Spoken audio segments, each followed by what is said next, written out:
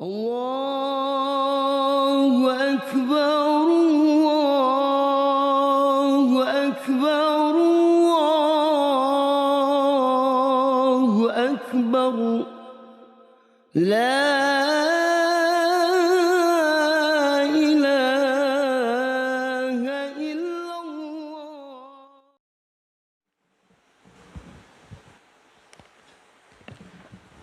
الله أكبر الله أكبر الله أكبر الله أكبر الله أكبر الله أكبر الله أكبر الله أكبر الله أكبر الله أكبر كبيرا والحمد لله كثيرا وسبحان الله بكرة وأصيلا لا إله إلا الله ولا نعبد إلا إياه مخلصين له الدين ولو كره الكافرون لا إله إلا الله وحده صدق وعده ونصر عبده وحزم الأحزاب وحده لا إله إلا الله والله أكبر ولله الحمد. الحمد لله الذي جعل الأعياد موسم الخيرات وجعل لنا ما في الأرض جميعا للإمارة وزرع الحسنات وأشهد أن لا إله إلا الله وحده لا شريك له خالق الأرض والسماوات وأشهد أن محمدا عبده ورسوله الداعي إلى الإسلام بوجه البينات. اللهم صل وسلم وبارك على سيد الكائنات سيدنا محمد وعلى آله وصحبه والتابعين المجتهدين لنصرة الدين إزالة المنكرات. أما بعد، فيا أيها المسلمون والمسلمات رحمكم الله، أوصيكم وإياي بتقوى الله فقد فاز المتقون. اتقوا الله حق تقاته ولا تموتن إلا وأنتم مسلمون. فقد قال الله تعالى في كتابه العزيز: يا أيها الذين آمنوا اتقوا الله وابتغوا إليه الوسيلة وجاهدوا في سبيله لعلكم تفلحون. Maha besar Allah dan maha suci Ia, Tuhan yang telah menciptakan alam semesta ini, tempat kita hidup dan bertanah air. Maha besar Allah dan maha agung Ia, Tuhan yang telah menciptakan segala sesuatu, baik di lautan maupun di daratan dengan sempurna, yang merupakan kelengkapan syarat bagi kehidupan kita umat manusia. Maha besar Allah dan maha anggun Ia, Tuhan yang telah memanjangkan usia kita masing-masing, sehingga dapatlah kita di pagi hari yang cerah dan tenang ini berkumpul, bersaf-saf guna menghadiri dan merayakan hari raya Idul Fitri dengan aman dan dengan tentram. Puji syukur yang tak terhingga, dengan penuh perasaan gembira kita panjatkan selalu kehadirat Allah Subhanahu wa taala. Allahu akbar, Allahu akbar, Allahu akbar walillahil hamd. Sebagaimana kita di sini semua umat Islam di seluruh dunia bangkit serentak bersama-sama mengumandangkan dan menggemakan suara takbir, tahmid dan tahlil sebagai tanda kebesaran dan keagungan Allah Subhanahu wa taala, dan juga sebagai tanda kemenangan kaum muslimin karena telah melaksanakan perintah Allah berupa puasa selama sebulan penuh. Ma'asyiral muslimin rahimakumullah, telah berlalu kepada kita bulan Ramadan, bulan yang penuh dengan hikmah, bulan yang penuh dengan rahmah, bulan yang penuh dengan maghfirah, dan bulan yang dikatakan oleh Nabi Muhammad sallallahu alaihi wasallam bulan yang awalnya adalah rahmahnya Allah, yang pada pertengahannya adalah merupakan maghfirahnya Allah, dan pada akhirnya adalah pembebasan Allah dari api nerakanya. Nabi Muhammad sallallahu alaihi wasallam telah bersabda dalam hadisnya, "Lau alimat ummati ma fi Ramadan, latamannat an takuna as-sanatu kullaha Ramadan." Nabi Muhammad sallallahu alaihi wasallam bersabda dalam hadisnya, andai kata umatku tahu dengan kebaikan pada bulan Ramadan daripada pemberian Allah, daripada rahasia-rahasia Allah, niscaya mereka akan berharap semua bulan sepanjang tahun adalah bulan Ramadan. Bahkan diriwayatkan oleh para ulama bahawa para salafun salih, orang-orang saleh yang telah mendahului kita, mereka jika telah berlalu bulan Ramadan maka mereka menangisinya selama setengah tahun. Lalu setengah tahun kemudian mereka berharap dan selalu berdoa kepada Allah Subhanahu wa taala pada setiap waktunya supaya ditakdirkan untuk berjumpa lagi dengan bulan Ramadan yang berikutnya. Mereka berbuat seperti itu karena mereka tahu bahawa bulan Ramadan adalah bulan yang penuh dengan kesempatan kebaikan, kesempatan untuk dileburnya dosa-dosa mereka, kesempatan untuk menaikkan derajat mereka, kesempatan untuk mendapatkan Lailatul Qadar, dan kesempatan untuk mendapatkan anugerah-anugerah dari Allah Subhanahu wa taala.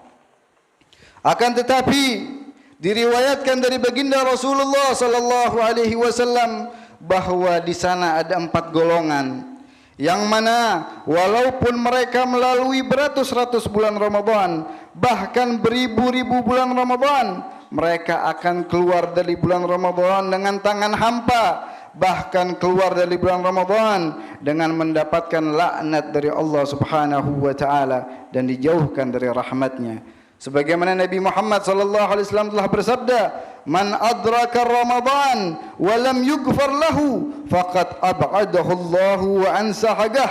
Barang siapa yang mengalami bulan Ramadan lalu dia tidak mendapatkan ampunan dari Allah, maka orang tersebut adalah orang yang dijauhkan dari rahmatnya dan mendapatkan laknatnya Allah. Wal iyadzu billahi min dzalik. Berkata para ulama, yang demikian itu dikarenakan banyaknya sebab-sebab kebaikan pada bulan Ramadan yang akan menjadi sebab terleburnya dosa-dosa. Maka jika seseorang telah diharamkan maghfirahnya Allah di bulan ini, hal ini menandakan betapa besarnya dosa orang tersebut dan sangat murkanya Allah kepadanya. Wal iyadzu billahi min dzalik. Allahu akbar, Allahu akbar, Allahu akbar walillahil hamd. Adapun golongan yang pertama dari mereka adalah mereka yang durhaka terhadap orang tuanya, berani terhadap mereka dan menentang perintah-perintahnya. Maka barang siapa di antara kita yang demikian, maka hari ini adalah kesempatan bagi kita untuk kita meminta maaf kepada mereka, kita meminta ridha kepada mereka, karena sesungguhnya ridha Allah tergantung pada ridha orang tua dan murka Allah tergantung pada murka orang tua. Bahkan dikatakan oleh sahabat ratib Al-Habib Abdullah bin Alwi bin Muhammad Al-Haddad, beliau mengatakan, jika anda ingin tahu apakah Allah ridha kepadamu atau tidak, lihatlah kepada orang tuamu. Jika mereka rela terhadapmu dan ridha terhadapmu, berarti Allah juga rela terhadapmu. Dan sebaliknya, jika mereka tidak senang, mereka murka, mereka tidak ridha terhadapmu, maka Allah Subhanahu wa taala juga murka atasmu. Rasulullah sallallahu alaihi wasallam bersabda, "Ridallah fi ridal walidain wa suhtullah fi suhtil walidain. Faman asbaha murdiyan liwalidayhi mushitan bi fa ana anhu radin wa man asbaha murdiyan bi mushitan liwalidayhi fa ana alaihi sakhit." Nabi Muhammad sallallahu alaihi wasallam bersabda yang artinya, sesungguhnya ridha Allah tergantung pada ridha orang tua dan murka Allah tergantung pada murka orang tua. Maka barang siapa yang membuat aku rela, yang membuat rela kedua orang tuanya dan membuat murka aku, maka aku pun rela terhadapnya. Dan barang siapa yang membuat murka kedua orang tuanya walaupun membuat aku rela terhadapnya, maka aku pun murka terhadapnya. Maka seorang sahabat bertanya kepada Rasulullah sallallahu alaihi wasallam setelah mendengar hadis ini, walaupun kedua orang tua tersebut menzalimi anaknya ya Rasulullah, maka Rasulullah sallallahu alaihi wasallam menjawab, walaupun demikian. Jadi walaupun kita mempunyai orang tua yang zalim terhadap kita, kita harus berbakti kepada orang tua kita.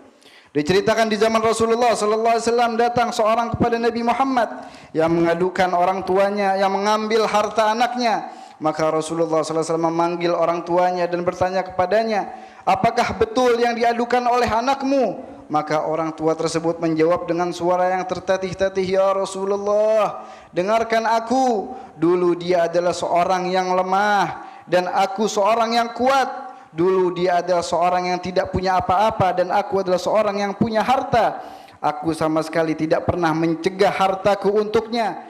Akankah setelah aku lemah dan aku fakir dia mencegah hartanya dariku?" Ketika itu Rasulullah sallallahu alaihi wasallam meneteskan air matanya seraya bersabda, "Tidak mendengar jawaban tersebut pepohonan maupun bebatuan kecuali akan menangis karenanya." Lalu Nabi Muhammad sallallahu alaihi wasallam berkata kepada anak itu, "Engkau dan semua hartamu adalah milik ayahmu." Allahu akbar. Allahu akbar. Allahu akbar walillahil hamd. Adapun golongan yang kedua adalah mereka yang memutuskan tali silaturahminya atau mereka yang memutuskan hubungan kekeluargaan dengan kerabatnya. Maka barang siapa di antara kita yang demikian, maka hari ini kesempatan kita sambung kembali hubungan yang sudah putus tersebut maupun yang telah retak supaya panjang umur kita dan murah rezeki kita. Sebagaimana Nabi Muhammad sallallahu alaihi wasallam telah bersabda, "Man arada an yuwassi'a fi rizqihi wa yatula fi umrihi falyasir rahimah." Barang siapa yang ingin dipanjangkan umurnya, dimurahkan rezekinya, maka hendaknya dia menyambung tali silaturahminya. Dan sebaliknya, jika kita memutuskan tali silaturahmi, berarti kita harus bersiap-siap untuk mendapatkan laknat Allah. Sebagaimana firman Allah Subhanahu wa taala, "Walladzina yanquduna ahdallahi min ba'di mitsaqihi wa yaqta'una ma amara Allah bihi an yusal wa yufsiduna fil ardi ulaika lahumul la'nah wa lahumus su'ad dar." Allah Subhanahu wa taala telah berfirman, dan mereka yang membatalkan perjanjian setelah adanya perjanjian dan mereka yang memutuskan apa yang telah diperintahkan oleh Allah untuk disambungnya serta yang merusak di atas bumi ini akan mendapatkan laknat Allah dan untuk mereka sejelek-jeleknya tempat tinggal. Allahu akbar. Allahu akbar. Allahu akbar walillahil hamd. Adapun golongan yang ketiga adalah mereka yang saling bermusuhan antara sesama muslim yang tidak saling tegur karenanya. Ketahuilah bahwa mereka berpeluang mendapatkan laknat Allah serta murkanya, karena di dalam agama Islam kita tidak diperbolehkan tidak saling tegur sapa di antara sesama muslim lebih daripada 3 hari.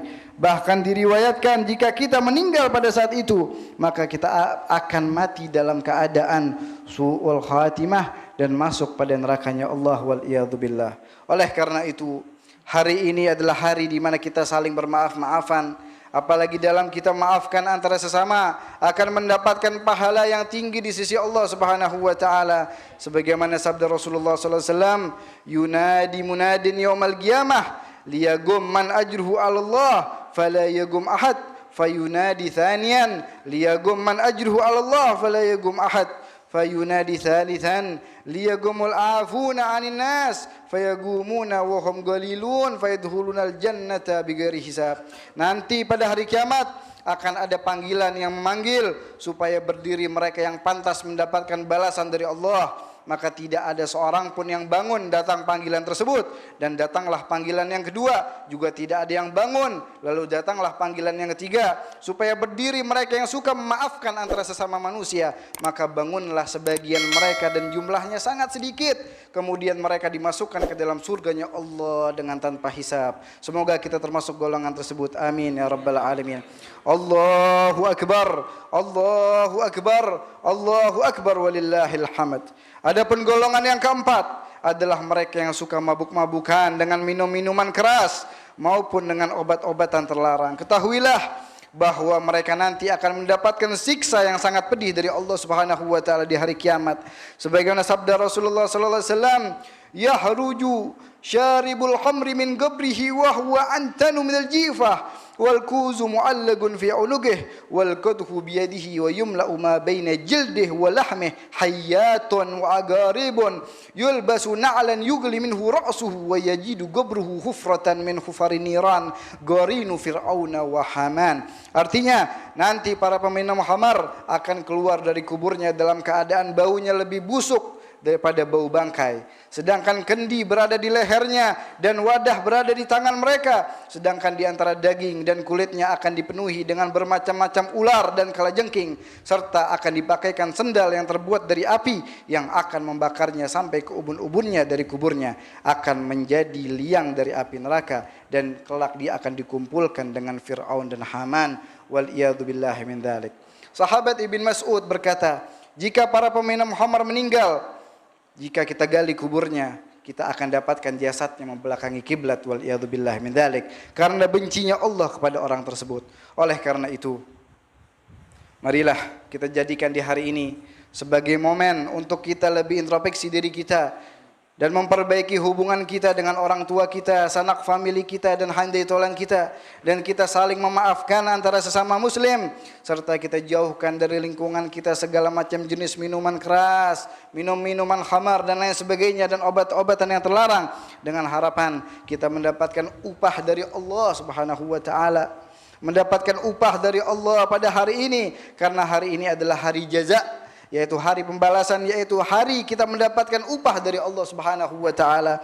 Sebagaimana Rasul sallallahu alaihi wasallam bersabda, "Idza kana yaumu Idul Fitri waqafatil malaikatu ala abwabit turuq fanadu ughdu ya ma'syaral muslimin ila rabbin karim yamunnu bil khair thumma yuthibu alaihi al jazil laqad umirtum bi qiyamil lail faqumtum fasyamun nahari fasubtum وَأَطْعَمْتُمْ رَبَّكُمْ فَخُذُوا بِجَوَائِزِكُمْ فَإِذَا صَلُّوا نَادَى مُنَادٍ عَلَى إِنَّ رَبَّكُمْ قَدْ غَفَرَ لَكُمْ فَارْجِعُوا رَاشِدِينَ إِلَى رِحَالِكُمْ.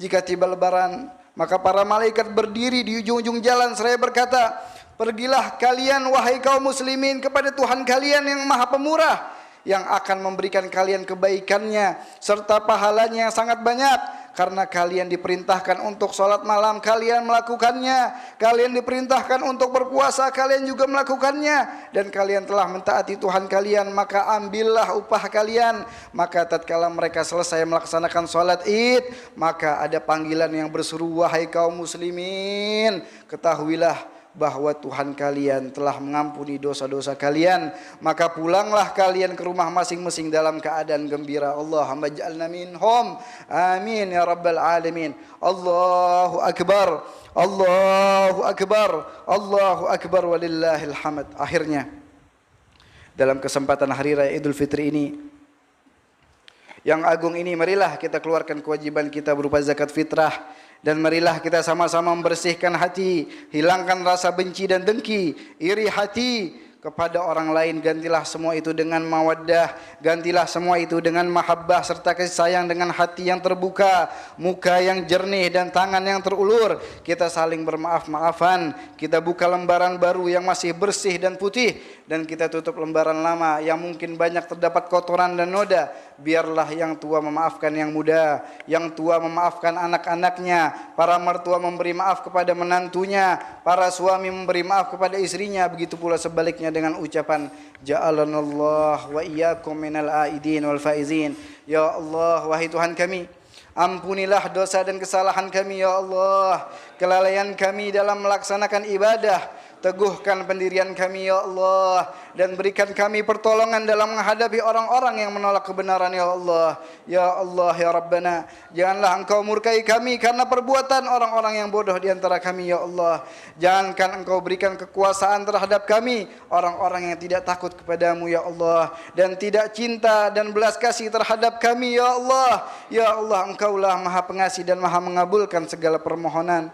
Ya Allah ya Rabbana, Berilah kami umur yang panjang dalam keadaan sehat walafiat serta taat kepadamu, dan tutuplah usia kami dalam keadaan Islam dan iman, serta jadikan ucapan terakhir kami dalam dunia ini kalimat la ilaha illallah, dan bangkitkanlah kami beserta para aulia, para syuhada bersama baginda Nabi Muhammad sallallahu alaihi wasallam. Amin ya rabbal alamin. Allahu Akbar, Allahu Akbar, Allahu Akbar. La ilaha illallah, Wallahu Akbar.